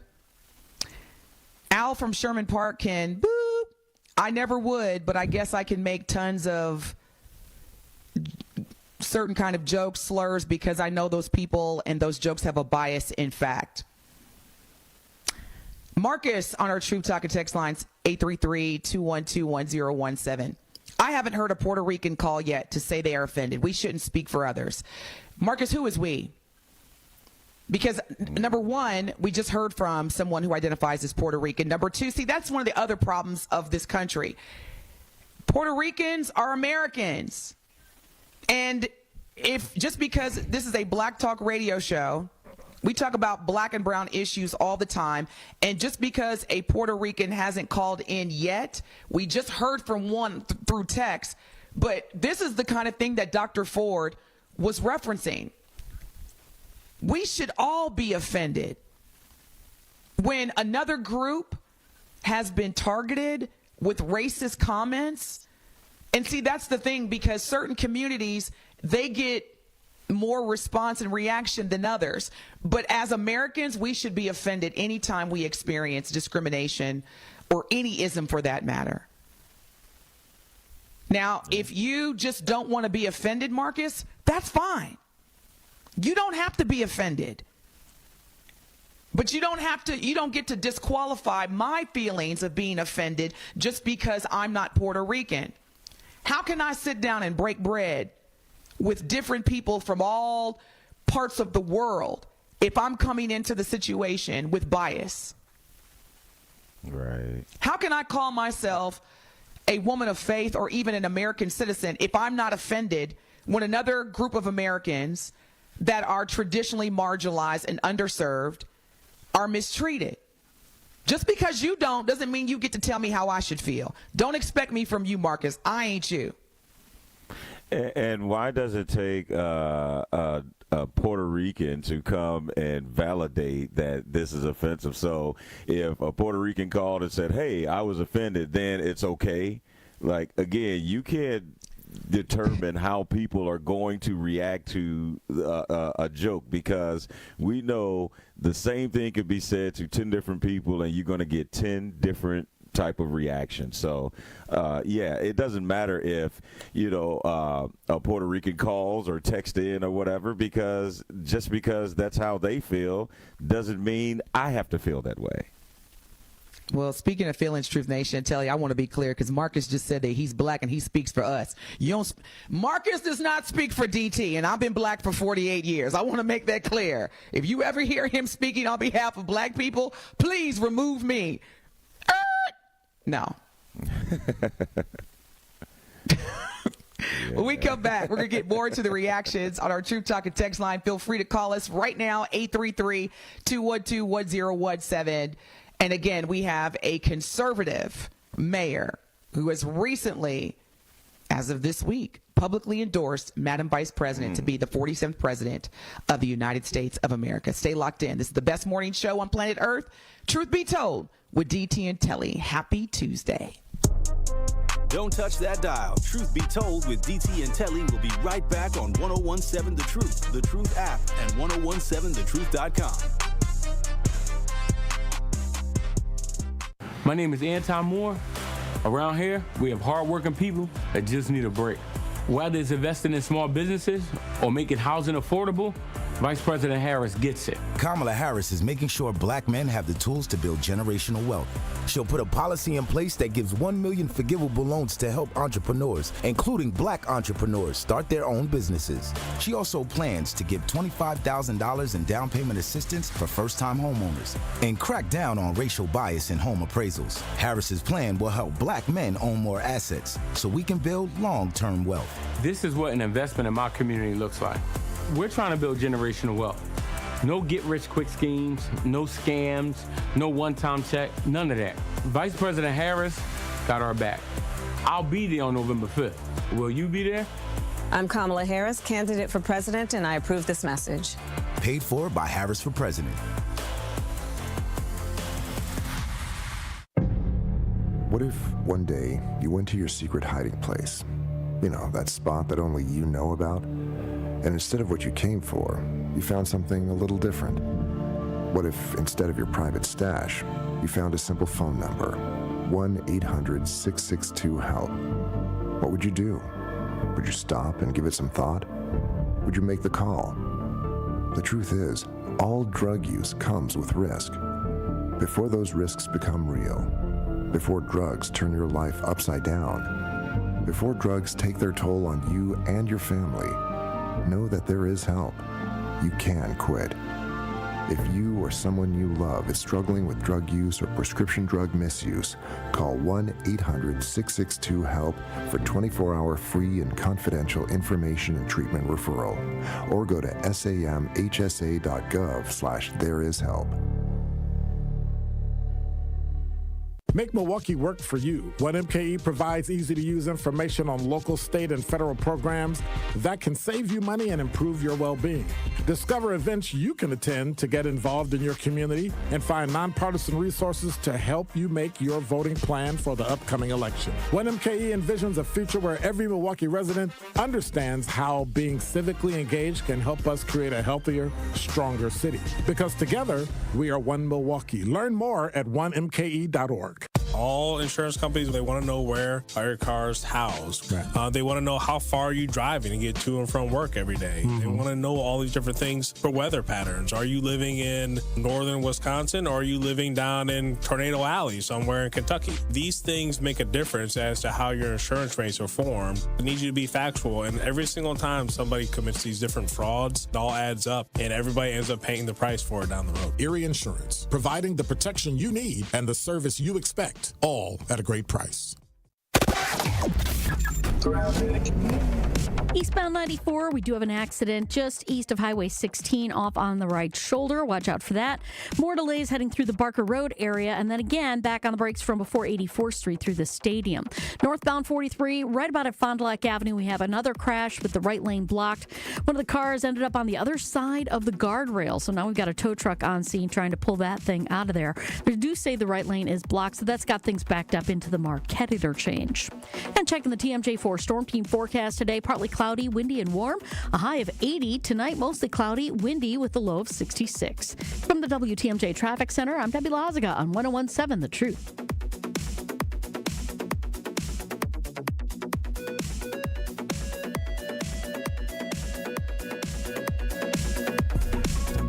This is Truth Be Told with DT and Telly on 1017 The Truth app, and 1017thetruth.com.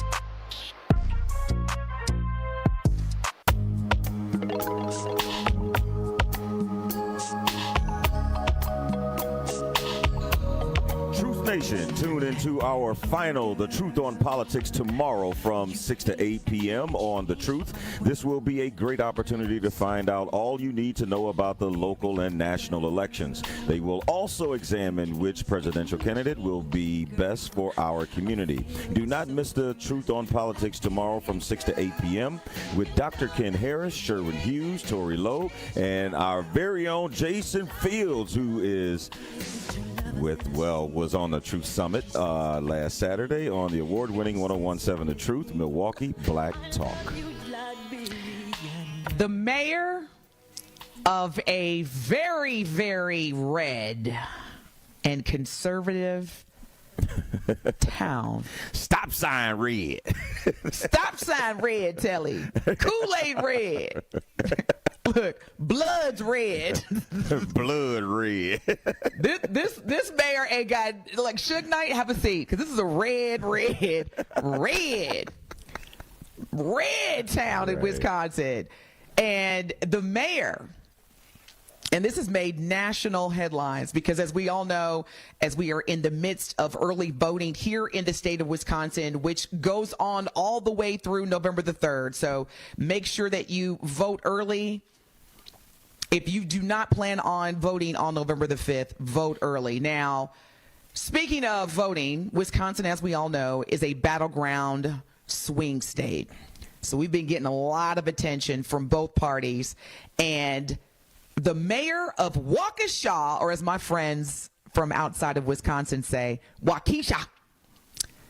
The mayor of Waukesha, Wisconsin, Sean Riley, publicly announced for the first time, this is the first time, y'all, in the history of Waukesha, where a mayor of Waukesha, I keep saying that because I'm still in disbelief, Telly, has endorsed a Democrat.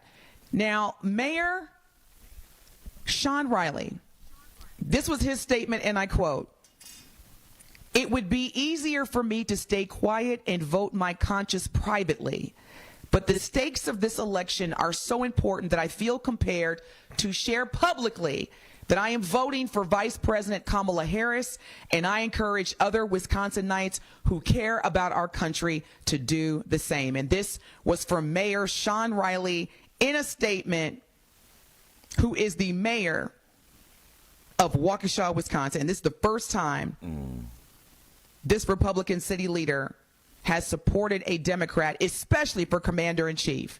This is huge, Telly. Oh, gosh, this is so huge. And I was just thinking about when I first read it and when you were just repeating it right now to me that, man, how brave, how bold. I mean, because don't think that he's just doing that and there's going to be no backlash. I mean, you really are putting yourself out there in Waukesha. Like, there's going to be a time you're going to run for re-election as well, if those are your ambitions. And you may have some voters that aren't going to be happy and will remember you coming out and saying this. So he put a lot on the line by not, but just like he said, voting his conscience and not making it public, but making it public that's a big deal. And it's interesting that you bring up his affiliation, because he actually left the Republican Party. He left the Republican Party after the January 6th attack on the U.S. Capitol. However, he says that he still often votes Republican, but he did vote for President Joe Biden in 2020.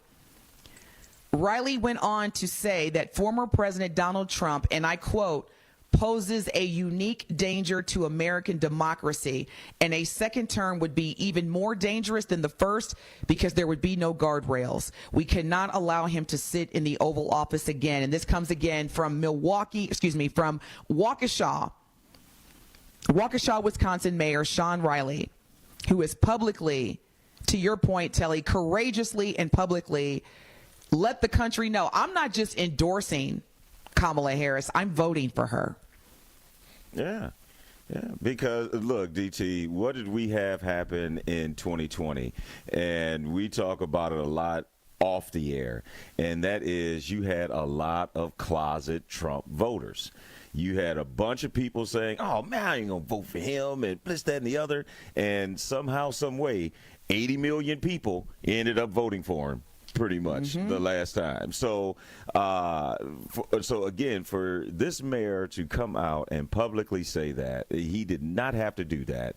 And, I mean, yes, he denounced the Republican Party, or he left a Republican Party after January 6th, but still, he could have just quietly supported Madam Vice President and still left, his vote to the, public's opinion of what he may or may not have done. But yeah, that's big. That's big. It's huge. And obviously, I think there will be other shocks between now and the next 5 days. When we come back from break, Tia, Al, we see you. And Truth Nation, we so appreciate you listening and sharing your thoughts. Your voice is valuable, and it deserves to be heard. So we come back, we're going to take some other comments on our Truth Talk and text line. So again, Al, Tia, hold really quick. Our Truth Talk and text line is 833-212-1017. You're listening to the best morning show on planet Earth, Truth Be Told with DT and Telly on the award-winning 1017 The Truth. Don't touch that dial. Truth Be Told with DT and Telly will be right back on 1017 The Truth app, and 1017thetruth.com. The Greater Milwaukee Urban League's 39th annual Black and White Ball is Saturday, November 2nd, and we want you to join us in the celebration. Tune in to 1017 The Truth's Black and White Ball After Party, hosted by me, Dr. Ken Harris, from 10 to 11 p.m. on Saturday, November 2nd. Come join us. So make sure you get in on all the fun by tuning in to the Black and White Ball After Party show, Saturday, November 2nd, 10 to 11, on the award-winning 1017 The Truth. Are record energy costs putting a squeeze on your fixed or limited incomes?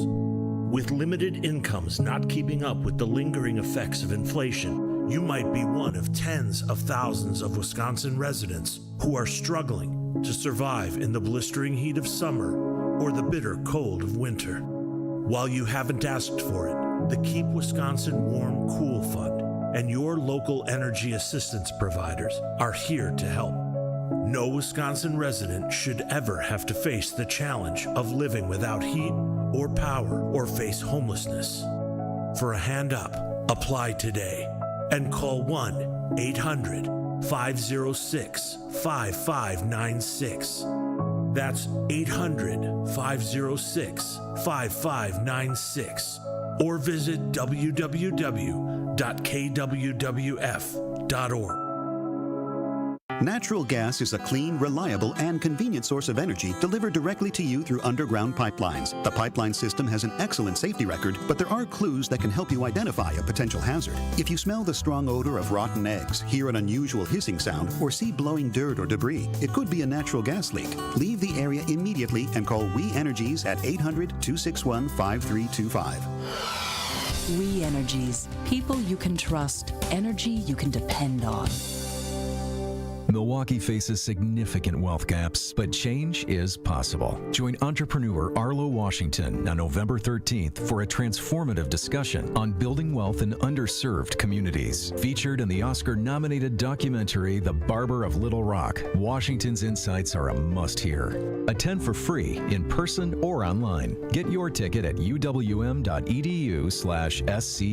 Sponsored by the Tommy G. Thompson Center on Public Leadership and hosted by UWM School of Continuing Education. When you've been seriously injured, you'll need a team with knowledge and experience to get the results you deserve. Call Gruber Law Offices today. Proud partner of your Milwaukee Bucks. One call, that's all. When you're high, you feel different. Pretty obvious, right?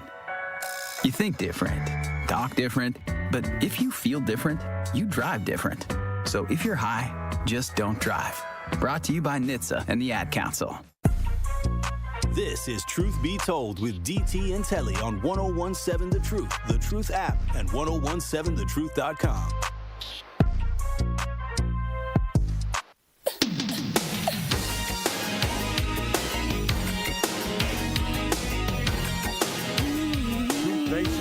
You all have brought it this Tuesday. We appreciate all our engagement on our YouTube message board as well as our Truth Talk and text line. You can always hit us up, 833-212-1017. Ivan says, DT, Puerto Ricans are more than 6 million in the United States that vote, and trust me, they woke up a sleeping giant. We do not forget the paper towel throwing in their lowest time of need, how they downplayed the deaths at the time, 7, and ended being 5. 5,000 due to aid and assistance arriving on time.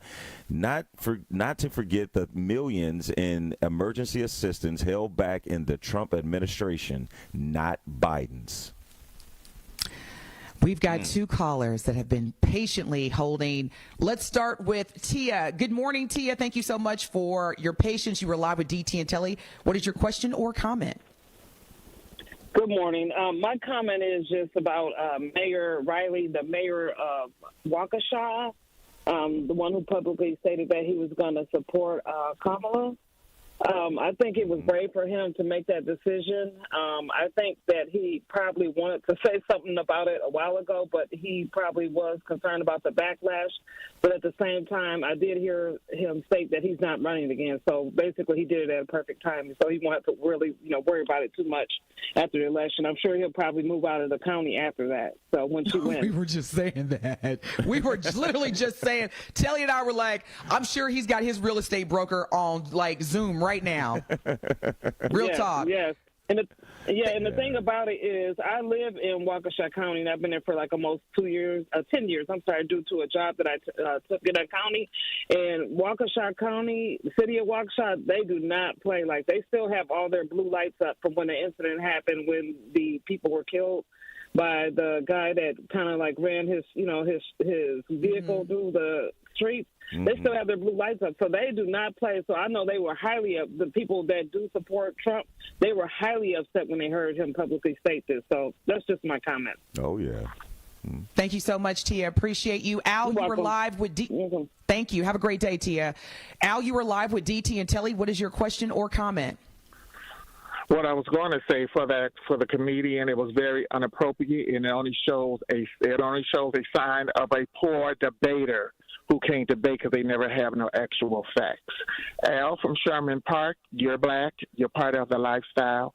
They don't like you neither. Brian, you can't think like a white man because you're not white, nor can you go through a sundown town without a big pistol. And transgender's been around for thousands of years. So at the end of the day, DT and Telly, it is about acceptance, and some of these black Trump supporters will swallow their dignity and their pride, and when it comes to Master, they will swallow him too. Have a great Tuesday, Taco Tuesday, and make sure you crack that taco. Have a great day. Thank you, Al. Appreciate your perspective as always. Now, on our YouTube message board, before we wrap up, Doretha says, DT, if you could pull up the comment from Sunny on The View, she is Puerto Rican. And Doretha, thank you for bringing that up to my attention, because I did actually see Sunny's response. Sunny Hostin, who is a co-host on the ABC talk show The View, and her mother is Puerto Rican. She gave a direct, when I tell you, she looked right into the camera, and she provided her response to this controversial joke made by Tony Hinchcliffe during the Trump New York rally, saying that he was trash and should be taken out on November the 5th. If you have not already seen her response, you could YouTube it. You can go anywhere. But thank you, Doretha, for reminding us where we can actually hear from some notable Puerto Ricans or representatives of the Puerto Rican community, as they were, unlike whoever that listener was, said offended. They were offended. So I'm shocked she used words and not just a finger gesture. And look at the camera and just use a finger gesture to it. It would have been rightfully so. Yeah. I guess. Yeah. I'm hoping that black Trump supporters really understand the impact that this type of leadership will have on our community. And you can wear the red hat all you want. You can say make America great again and all you want. I am telling you, as somebody who's been black for almost half a century, you are still going to be seen as that's my truth of the matter. It doesn't matter, like, seriously. And so don't you dare call into the show, because I remember. Don't you dare call into the show talking about, I can't believe what's going on, and this is ridiculous how they're treating black people, because you enabled the behavior. It's one thing for somebody to show you who they are, but then you think that it's going to be better and that it doesn't matter. don't call into this show. Don't call into this show. You can call it Tory, but don't call it a DT and Telly talking about, I can't believe this is outrageous. Because I remember who y'all are. Hey, it's almost like DT when if you're in a relationship and you see red flags, but you say, oh, it'll get better once we get married. Come on. Like, no, it won't. I can change. No, seriously. I can change her, or I can change him, or once he gets in, he'll calm down, and he won't be saying. It is going to get 10 times worse. As soon as that Trump white supporter tells you to sit down, boy, you better shut up, boy. You better sit your black butt down. Don't you call into this show. I'm taking inventory. Don't you call? No. Well, wait a minute. When he was at that rally, he said that wouldn't be that way. Yeah. When you try to get a job and they've removed all the requirements and they tell you, and I mean, it's going to be some microaggression like no other. Don't you call into this show. Remove Truth Be Telly from your list of shows to call, because I'm telling you right now, do not complain when the first time one of them white Trump supporters that are supremacists or nationalists call you a boy and tell you to have a seat. Thank you so much for tuning in. Have a wonderful day. Up next, you have 9 more hours of live consecutive Black Talk Radio. Vote for who you want to, but just don't call into this show complaining. The first time you get called, the what word and boy. Stay locked in, y'all. Make it a great day. We love you. And Lord willing, we'll see and hear you tomorrow. Truth Nation, early voting has begun right here in Milwaukee. From now until Sunday, November 3rd, Milwaukee will have numerous polling locations across the city where you